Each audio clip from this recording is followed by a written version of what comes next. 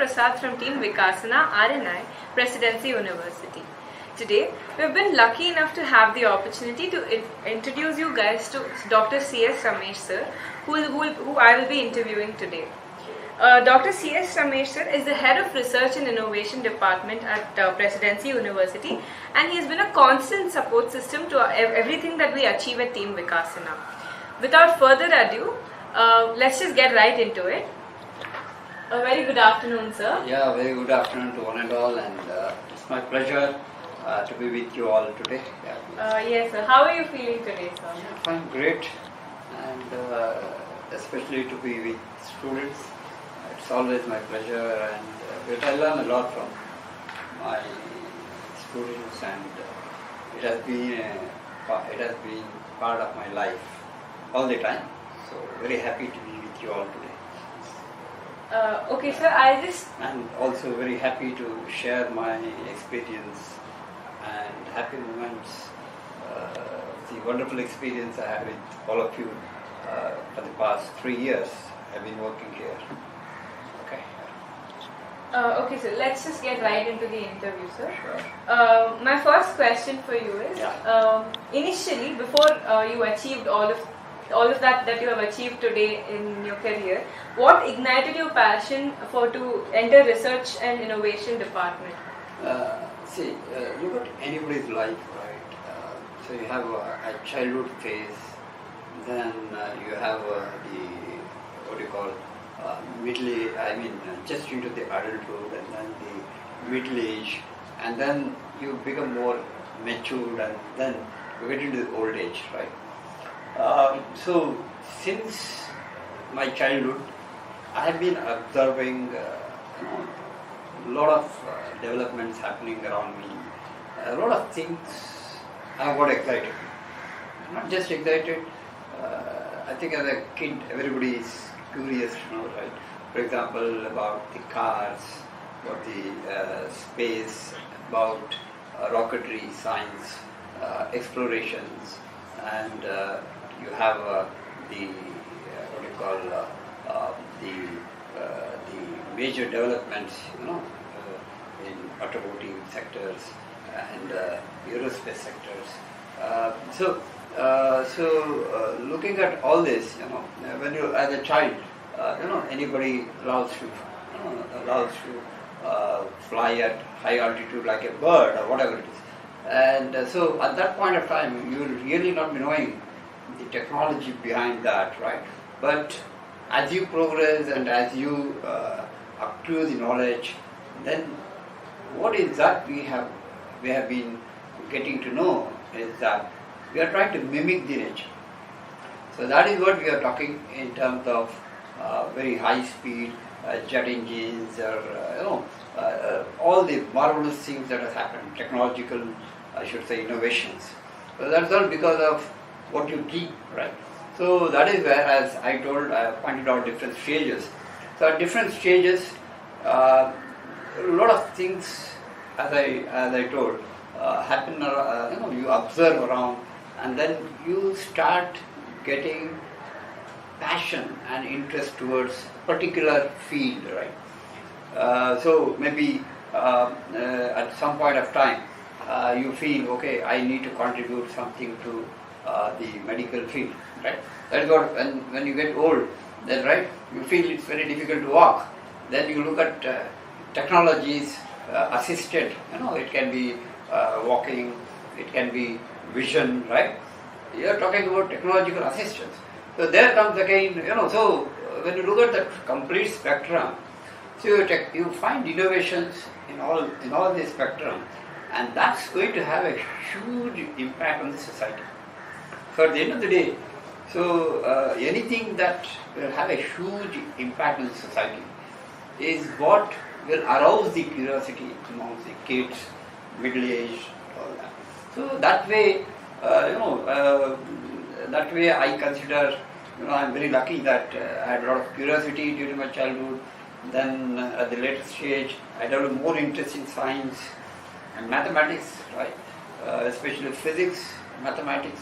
Then later, as I told, midlife, I did work a lot on mechanical engineering, research related to mechanical engineering, and I did contribute a lot on the biomedical implants, and also, I did execute several projects, to Navy and then DRDO, then the AICT, many funding agencies, were very much interested with my proposals. That's what. So middle age, I started realizing that I should also contribute. So that's how, looking at the excitement happening around. So I did contribute a lot to science and technology, and as a result, I was recognized by the state government with Professor Satish Dhawan Award for outstanding contributions in the field of engineering science. So that is how my journey has been from childhood to middle age. And now I think, now I am with all of you.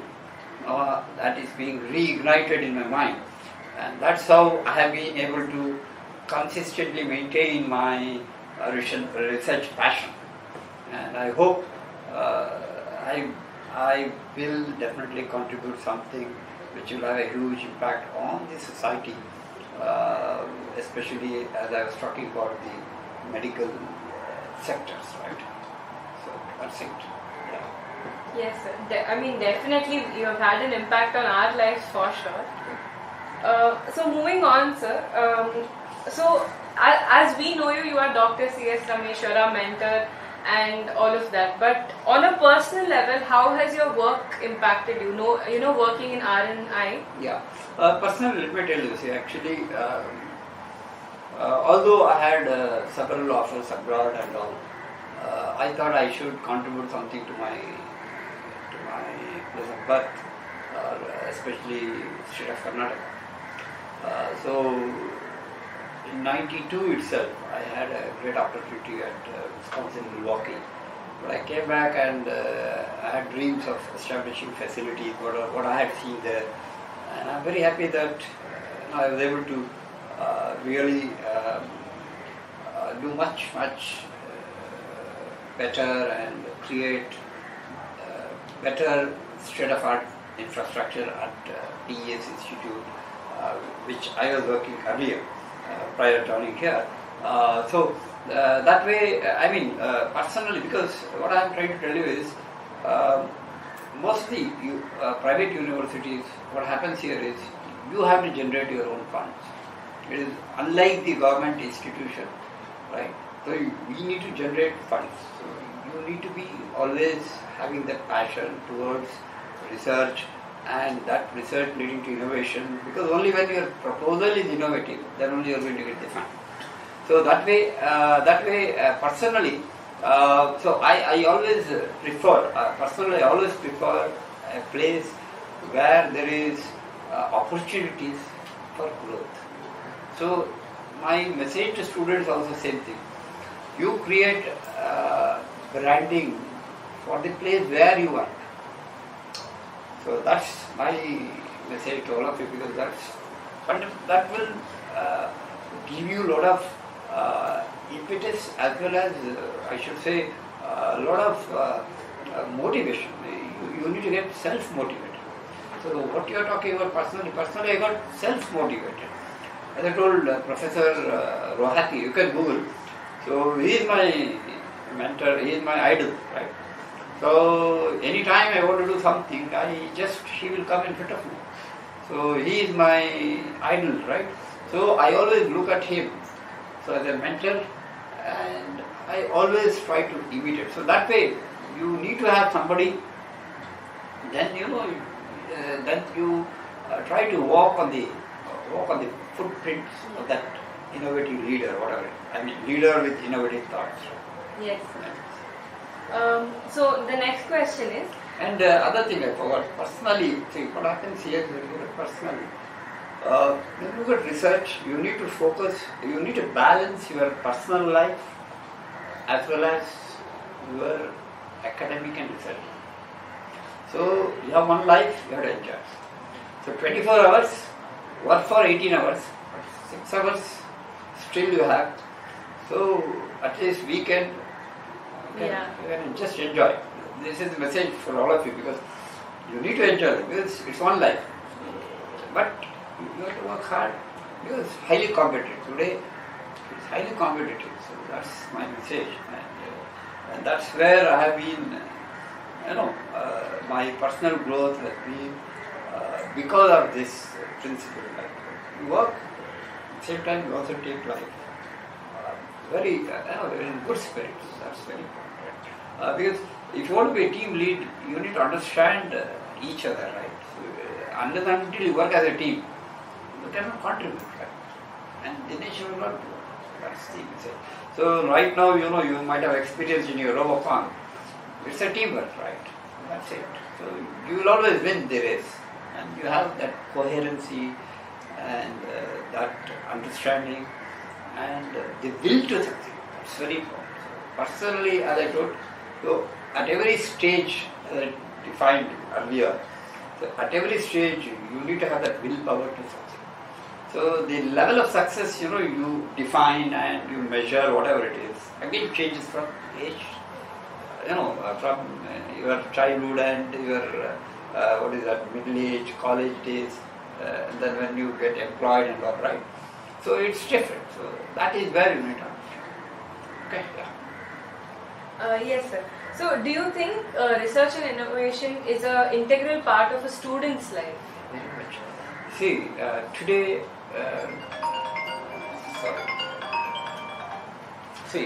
what is happening is, in today's world, students need to really understand the terminology, innovation, right, and research. So you should understand that research will lead to innovation, not the other way around. So, what is happening at this stage is you have so many multinational companies. You have a lot of opportunities, right? It can be, aerospace, it can be automotive sector, it can be software, it can be digital marketing. So, whatever type of opportunities, and you yourself can be an entrepreneur. But to be an entrepreneur or to get that technical, startups, so you need to write a proposal, right? Or you need to develop a product which is innovative. If it is not so, you will not get money. And it should have some commercial value, right? So your idea may be innovative, the product may be innovative, but it doesn't. If you are not able to sell it, you are not making profit, right? So when you look at, say for example, automotive sectors, right? It can be Mercedes-Benz, it can be Audi, it can be our Maruti, any of these things. Look at the R&D segment, even Ford, right? So some of them have R&D centers in India, some of them don't have. So what happens here is innovation. If you're looking at autonomous car or autonomous vehicle, so it is still in the infancy. So what is that you're trying to do? You're trying to work on some of the technologies, right, which still are not yet, I should say, you're not able to get a complete grip over the technology, right? So therefore, it is still not, I should say, in commercial, right? Because you need to cater to the safety, right? And you need to adapt. You need to also ensure that you meet the safety standards, rules, regulation of that particular locality or that nation or country. That's very important, right? So that way, but today everybody is talking about automation. So automation is the need of the hour, right? So therefore, the key thing here is the student should understand that yes, you need to have innovative ideas, but how do you translate your innovative idea to a product? That is my advice, and I do not want the students to just jump into innovation without understanding what is innovation. Whatever. So innovation can be it can be with respect to a product. Innovation can be with respect to a process, right? So that way, you need to really understand what you are looking with regard to innovation in whatever uh, areas you are passionate about, right? Look at design, right? You look at 1947, somebody, your shoe style, whatever it is, it can be back now, but people will be looking at a 3D printing, right? So you are looking correct. So you are looking at your own tooth, new one, you have a 3D model, done straight, perfect. So that way, because you can be more innovative today because you have the content, you have the technology. And that's it. So therefore, you as students, you need to understand what is the technology I am looking at, what is the product I am looking at, and what are the core specialization, or what are the core areas you need to focus on, and what are the fundamentals you should be knowing about, right? So if I talk about as I told, fashion design, a fashion designer is the best person, right? Not a mechanical design engineer, right? So that way. So that is the key thing. So this is my advice to all of you. And you need to be really innovative. You need to be thinking all the time to be more creative and innovative. That's my advice. So sir, as of today, in July 2021, you are Dr. C S Ramesh. You've achieved so much in life and you've come so far in life. But look, if you look back in life, how were you as a student, sir? Were you also a part of any teams or? Let me tell you that, in fact, you'll be surprised that I was more inclined to cricket. So many of my friends are all Ranji Trophy players. In fact, I even now feel that I missed out something. So that means to say I have been always with the team, and throughout my career, in fact, I have been building teams, because as a teenager, okay, I will be in the team, right? I will be playing, right? But at the same time, when you just get into your professional life, so I need to be a lead. I need to take that lead and that ownership of. I need to own something. Right? What is that own? So I need to ensure that my students get great jobs. They are always appreciated, and they do the right job, right time, and they are in the right place, right time. That's very important, right? So that's the thing. So for that you need a good team lead, and that's where I have been, since I have started as a lecturer, mechanical engineering, right? So I was able to communicate to my colleagues and then encourage them, motivate them, then ensure that they also write some, they also involve in research and so on. Even students, right? I still remember some 20 years back actually, one of my students contributed a paper, 6th semester students, he contributed a paper in an international journal. Okay? So, but today he is in US. Okay, so what I like that. So that way, if you look at, and then not just that, and then over a period of time, I built a very good team of students. For example, I still remember some 4 students. I think one student is not able to recall his names. Okay, so those students, Paramjit Singh, for example, recently got a fellowship at Oxford University, right? It's something honor, right? I always feel proud of him.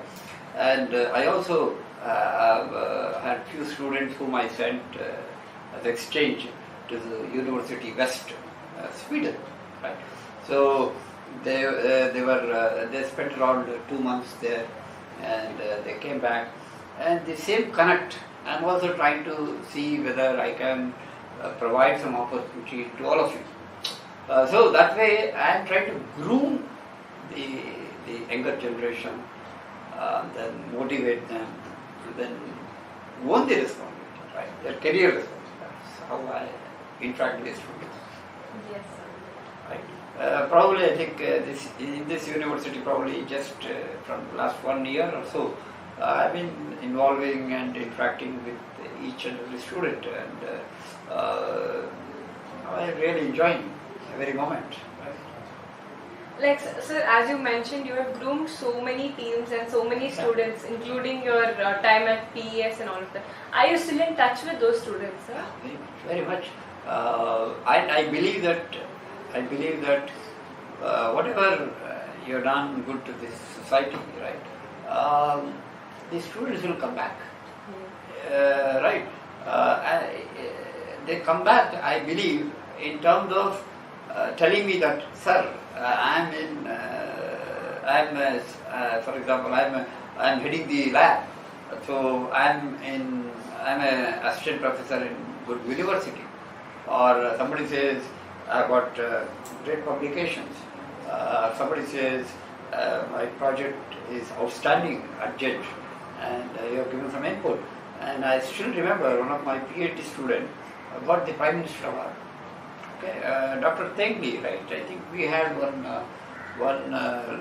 one lecture by Dr. Tengli, right, through Vikasana.